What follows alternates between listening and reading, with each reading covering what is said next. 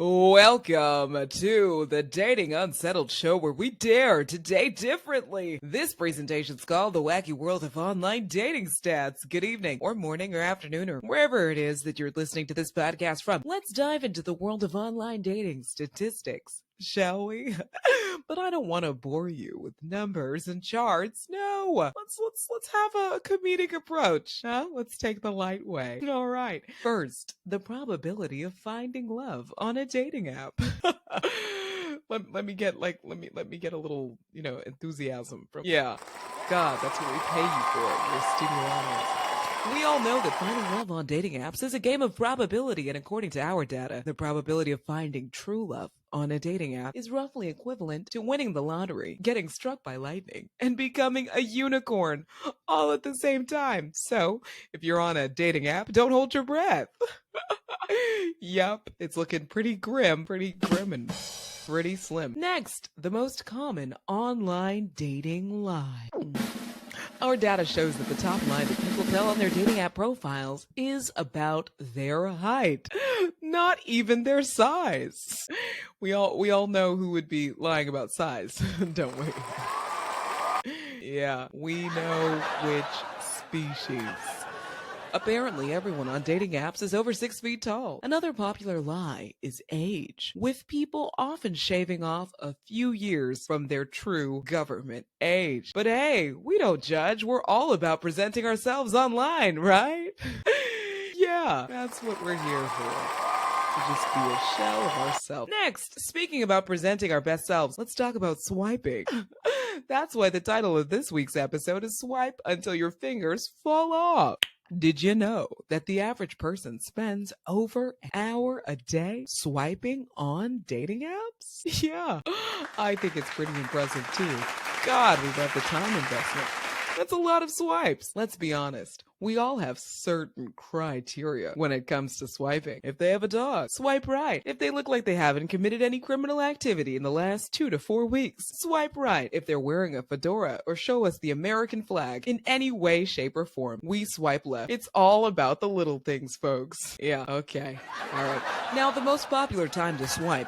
Our data shows that the most popular time to swipe on dating apps here at the Unsettled Research Content Factory Studio Research Facility is Sunday evening. So if you are looking for love, make sure to set aside some time on Sunday nights after church to get your swipe on. Well, that's what we have. Now, no discussion about online dating would be complete unless we talked about ghosting. Our data shows 95% of people have been ghosted at least once while online dating. It is just a part of the game, folks. So if you don't see your date when you expect to, if you show up at that museum or that movie theater and you get ghosted, don't take it too personally. There are plenty of fish in the sea. Or on your phone. Get it? Because your phone and the sea are different things. Anyway, thank you so much for attending our presentation. Swipe right on Dating Unsettled wherever you see it on social media. That's at Dating Unsettled on Instagram, TikTok, and Twitter. You know, as long as Elon keeps Twitter up. Because we aren't entirely sure how secure our presence there is. And with that, we conclude our presentation on the wacky world of online dating statistics. We hope you learned something about dating before this episode even began. And remember, if you want more fun facts or opinions from a single Nigerian woman for whom you seem to be rather attached and believe that she has great philosophy about online dating, then you can follow us on Instagram at Dating Unsettled, where we do most of our talking, or TikTok, where we simply repost videos from other surfaces in an effort to reach you. Yep. All right. Okay. So welcome to the Dating Unsettled show. I'm your girl, Joy. I don't know if y'all like that intro. You let me know what you think of it. Was it annoying or was it helpful? Was it relevant? Did you feel like the stats about live and ghosting were informative or reflective of your own experiences? I want to know. I dealt with a lot of these things when I dated, but I've been hearing that some of you want to give up.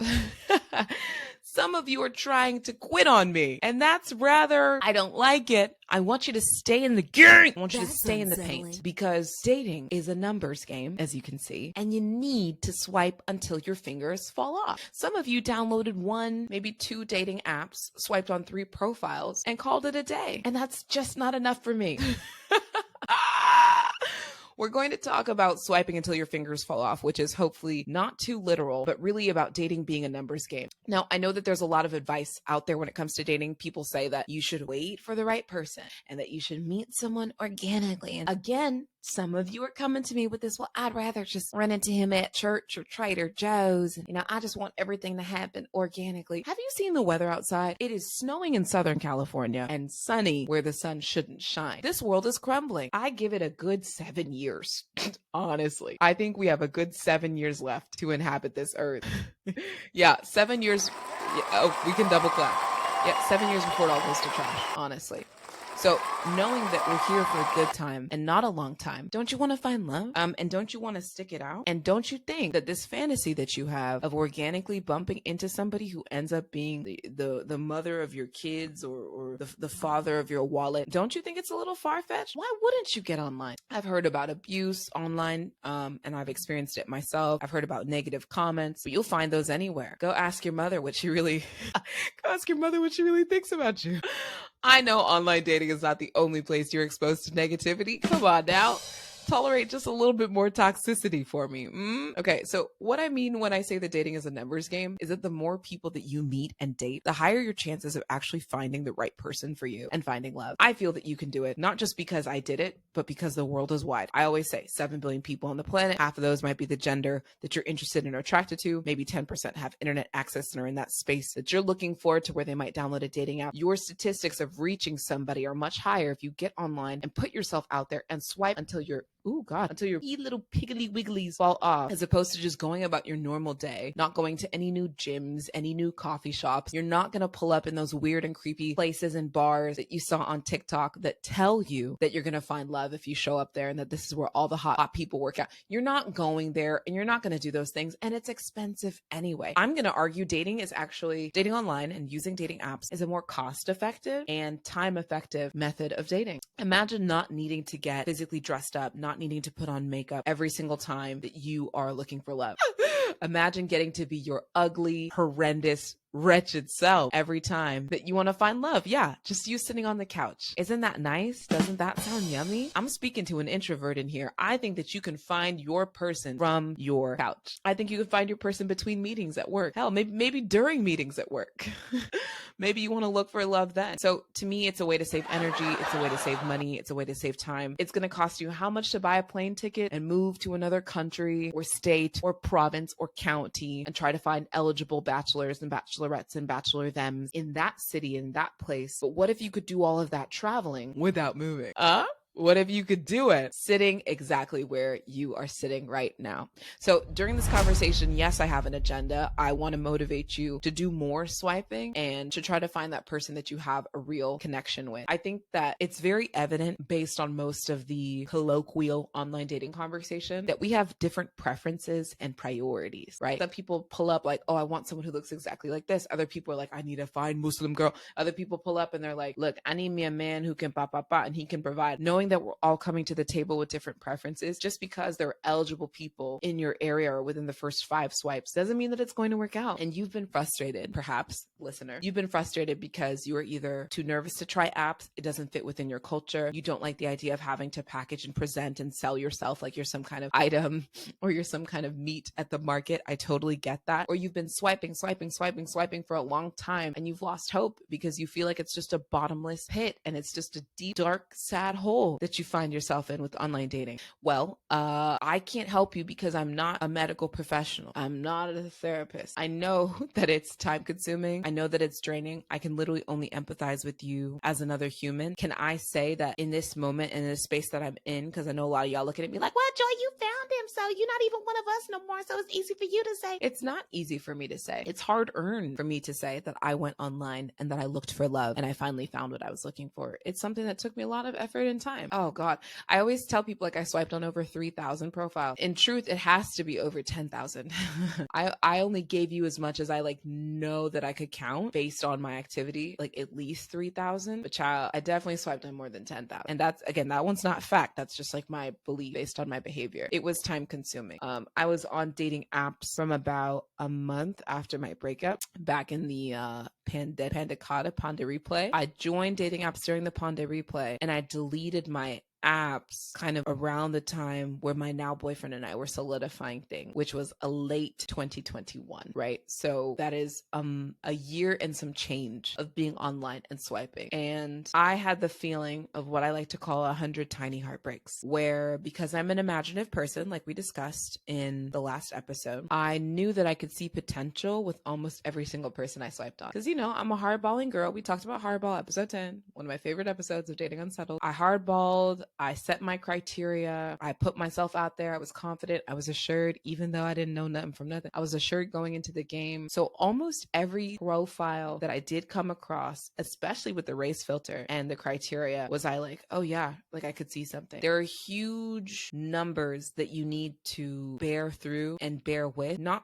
only are we grappling with the state of online dating, particularly for Black women. It's Black History Month, so you know I want to contextualize this, right? We had a lot of reporting going on, especially even like NPR. Are Black women the least desired racial group? Like, do you know how hurtful it is to see headlines like that, to go through research and try to understand if Black women are like statistically the least desirable? We know we're getting the short end of the stick society-wise. We know that the percentage of married US Black adult is dipping a little bit. I think it dipped 1.9% according to the census. We know that it's tough for Black women of a certain income and education status to find their quote unquote equal, especially with mass incarceration. Even just the availability of I hate to say it, but the availability of free Black men is limited. So not only are we grappling with those statistics of like what's happening on the dating apps, but then you have your personal sieving to do. You have your personal sifting through of the hundreds, if not thousands of profiles and what you might actually want to pursue. I paid for the BLK app one time, and I'm going to do a whole separate episode on the apps I paid for, what I believe is worth paying for. But I paid for BLK, or Black, from the Match group, same group that does Match.com. And I think that it's a valuable app because you can focus only on Black dating. It's also an app that has a lot of growth opportunity, particularly in the UI and the UX. But to make a long story short, there was like 800 people I saw. It's like, I remember this so viscerally. Over 800 people had swiped on me, and I went through it. And of those 800, there were like 3 to 6 profiles of guys that I was actually interested in going on a date from 800. And remember that there's like UI UX issues. So the 800 could have been 400, could have been 550, but I swiped through 800 profiles. Now I got strain injuries in my hand, so it's not even necessarily healthy or safe for me to do that much swiping, but I did. I swiped until my fingers fell off. From that set of 3 guys, there was someone I ran into that I actually had a great time with. I have some really memorable dates from that experience. No, they're not my partner now. No, we didn't decide to pursue things ultimately to that degree, but I had good times with that person, and it told me a lot about what I was looking for and what I was hoping for out of the partner that I would meet, right? Like what I was hoping they were ready for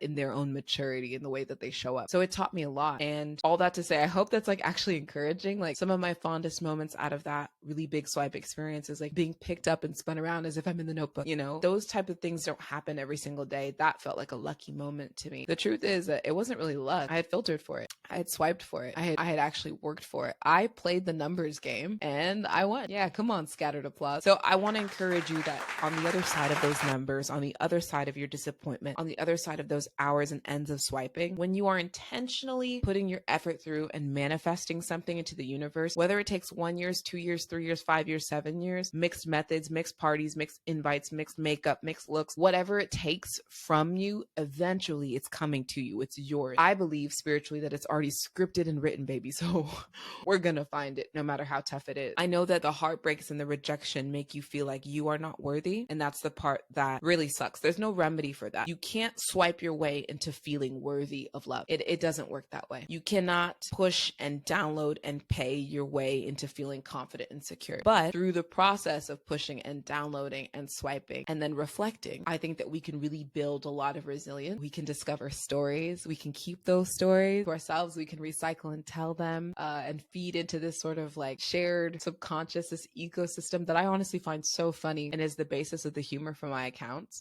So I'm not saying date for content. Oh my God, that started to sound really bad. What I'm trying to say is take the pressure off of yourself, no matter how long you've been swiping or dating, to feel like every situation needs to turn out to be the one. Because if it is such a numbers game, and if you are approaching it with the mindset that you're just trying to meet as many people as possible, you are trying actually, it's not, okay, I just hope I can go in here and go on 2 dates and that's going to be the end of things. I mean, that'd be nice.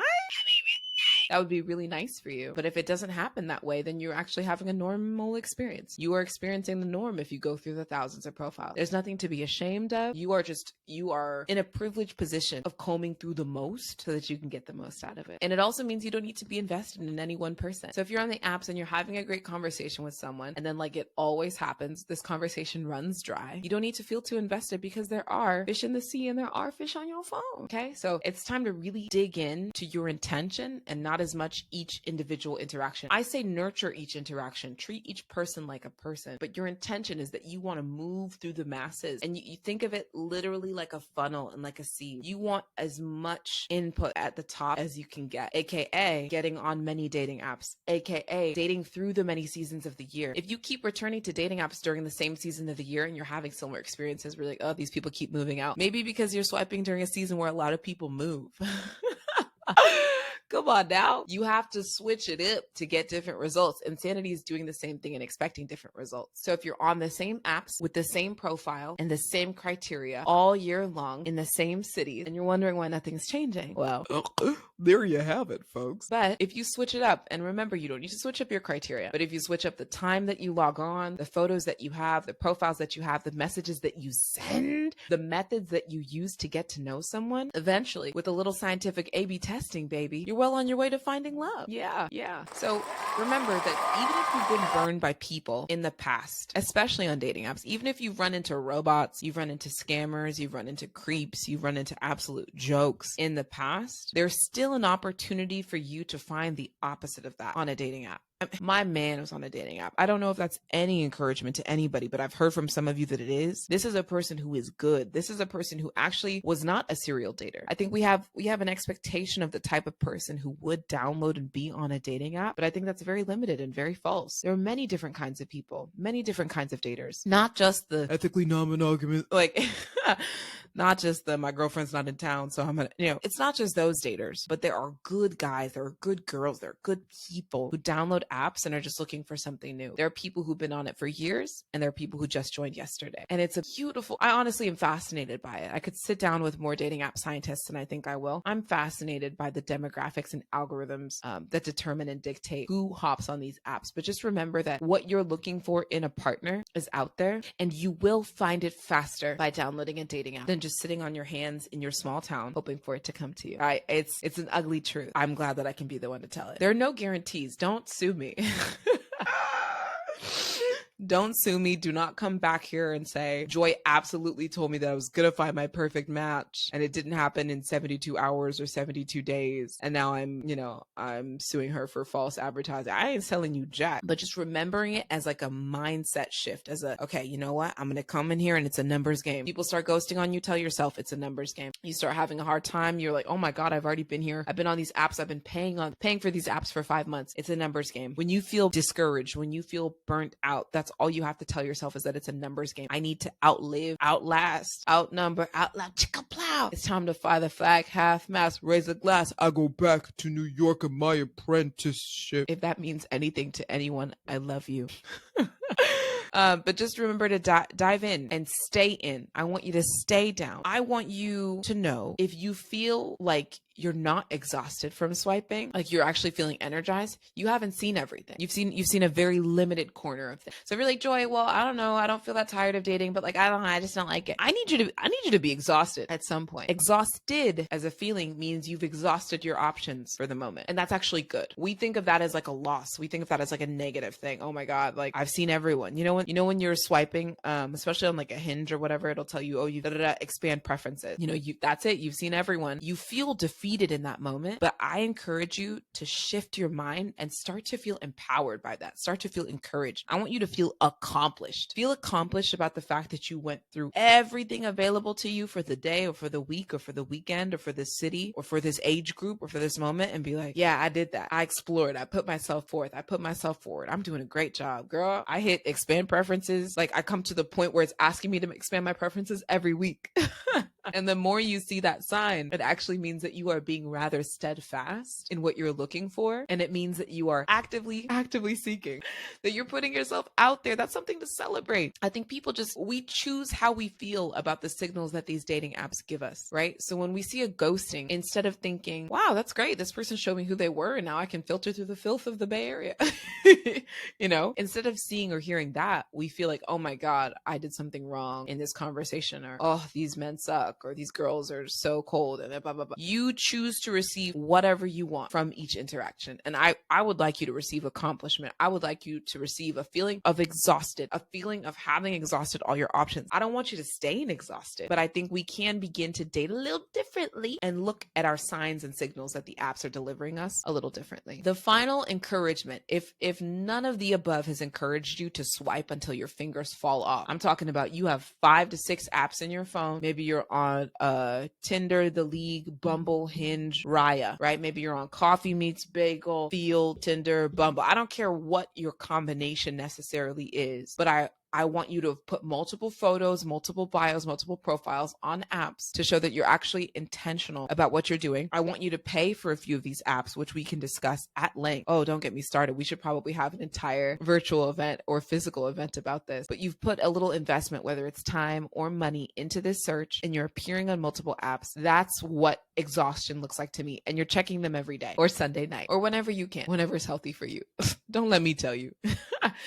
You want a right answer, and the sad news is there's no right answer to how to do this. The moment I met my now partner of over a year on a dating app is when I was on vacation. I was on vacation swiping, and I had actually shared a tough rejection. I had made a, connection with someone emotionally and rejected that person. Was like, oh my God, this is tough. I hate that I have to do this. I hate that this is kind of how this ended up, blah, blah, blah. I was reflecting, but I was also on the apps because I was not ready to give up. I was optimistic that I would find love. I was optimistic that it would find me. And I knew that here's the thing that honestly kept me going. If you're like, Joy, how do you survive these dating apps? The thing that keeps me going, no matter how people treat me, no matter how rough it gets in these streets, I still want what I want. No matter how rough these waters get, no matter how many times I get ghosted, no matter how many times it's showing me expand preferences, no matter how many times I feel like I've seen all the men that there are to see in the Bay Area, I still want the love that I am looking for. My exhaustion cannot control me. It can delay me. It can inspire me to rest so that I'm not burnt out, which is a great signal, but it cannot control my love story. At the end of this game of dating and love and relationships and life, the entry that they have in my dating story is not going to be Joy became exhausted, so she gave up. It's going to be Joy became exhausted, so she rested, and then she went right back at it. And when she thought she had absolutely no swiping energy left,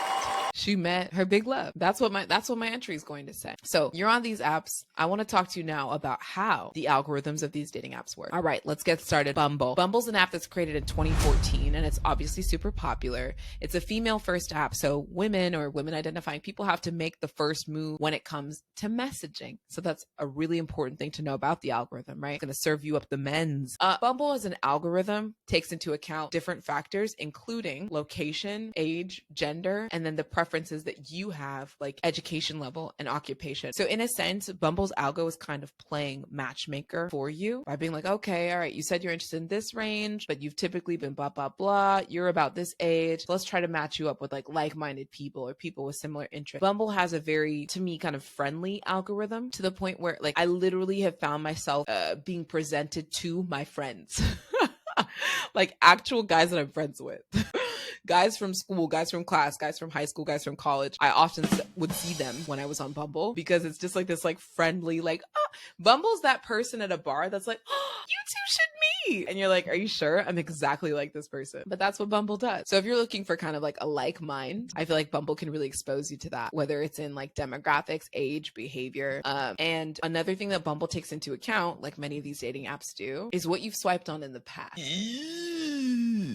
This is where things get unsettling. Bumble knows, like Santa Claus, when you're sleeping, when you're awake, and when you've been good for goodness sake. So people will ask me like, Joy, how do you find black men on Bumble, right? I swipe left on all white men. I swipe left on all Asian men. I swipe left on all Latino men. Not that they weren't kind men, not that they weren't decent guys, not that they didn't look like chill bros, but for me particularly, I was looking to date black men. So I knew that from an algorithmic perspective, if I spend any time, you know how you have to scroll up to go deeper? If I spend any time scrolling up to go deep and look at profiles of guys that I know I wouldn't be interested in dating, I'm teaching this app's algorithm to surface more of that. The app, like Santa Claus and like your dad, knows where you spend time.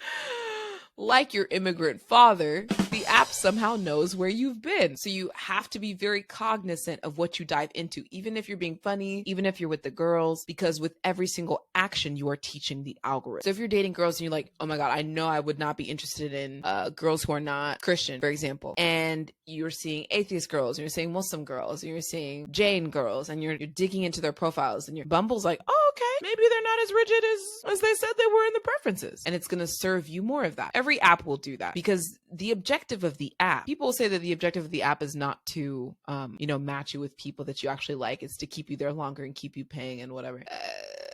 I think neither here nor there on that matter. I think the objective of the app, almost like a meta-based platform, right? Like a Facebook or an Instagram, or almost like your television, like a streaming service, like a Netflix. I'm just trying to think of something with a very living and breathing algorithm. The objective of the algorithm is to get you what you like, baby. That's what they want.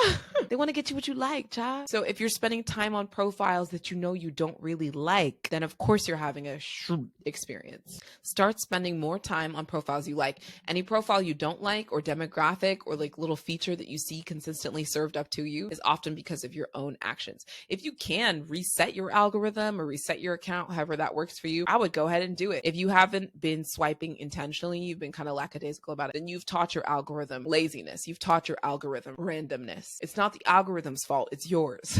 That's why I'm actually going to put it on you. So remember that paying is going to unlock certain filters, and swiping till your fingers fall off, you'll actually get to save your finger health. Ew, that sounds really creepy. If you pay, because then you get more filters to play with. I know it's a trap or whatnot, but it's the exact type of trap that you want to be in. Because do you really want to swipe for 8 hours on end, right? Do you want to swipe for 8 hours spread across 8 days and then you feel frustrated because your dating journey is taking longer? Or do you want to pay, get those 8 filters now, and swipe during 1 hour? That's math, baby. Those are the type of thoughts that I want you to have when it comes to investing in your dating life and teaching your algorithm. Teach your algorithm who you would like to see. Okay. Hinge is another dating app. It was founded in 2012, then it was relaunched in 2016, and they kind of had a new focus on relationships rather than just casual hookups. And Hinge, by design, instead of being that like friendly friend at the bar that's like, oh, you two are exactly alike, you should meet. Hinge to me is just more so about generating conversation. So it's going to take into account the actual questions and answers, the prompts. These are written prompts that are on the person's profile, how they might relate to yours, intersect with yours, what types of prompts you've responded to in the past. So if there's a question that guys keep asking or girls keep asking that you don't like, don't keep responding to it on Hinge. Don't teach your Hinge algo to present you with questions that make you uncomfortable. You know what I mean? Hinge, of course, is going to take into account location, age, gender, and potential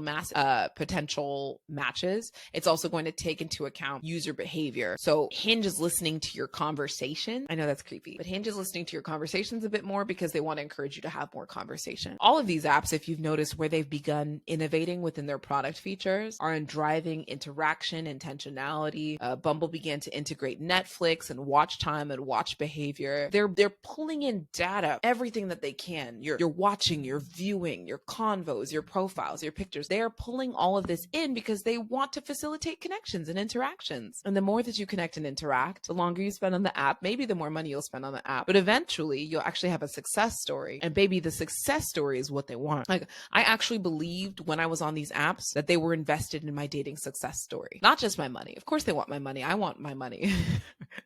Why wouldn't they want my money? I wanted it too. But I wanted the success story, and so do they, because they know if I run around and I tell you that, oh, these are my favorite dating apps, or oh, BLK is where I spend my time, or oh, Tinder is not what you think it is. If I can change a perception, then I become a really powerful advocate. So best believe that they're also invested in your success and in creating a meaningful connection so that they can get positive marketing word of mouth. All right. These algorithms are not perfect. They are full of errors and swiping until your fingers fall off is not a comfortable sensation, but I believe it's a necessary sensation. I believe that we have to keep pushing. I believe that it's out there for you. If you are seeking it, it is also going to seek you. I think that's what Einstein said once. That's what Einstein said. Oh, God help me. Thanks for listening, Unsettlers. Follow Dating Unsettled for weekly episodes wherever podcasts are found so you don't miss an episode of your new favorite show. And if you can't get enough of me, subscribe to my newsletter at datingunsettled.com. DM me your dating stories on Instagram at datingunsettled, especially which apps you've downloaded and how they are working for you. I want to know how dating is going for you. And I want to hear what's happened after you swipe until your fingers fall off. All right. See you next week.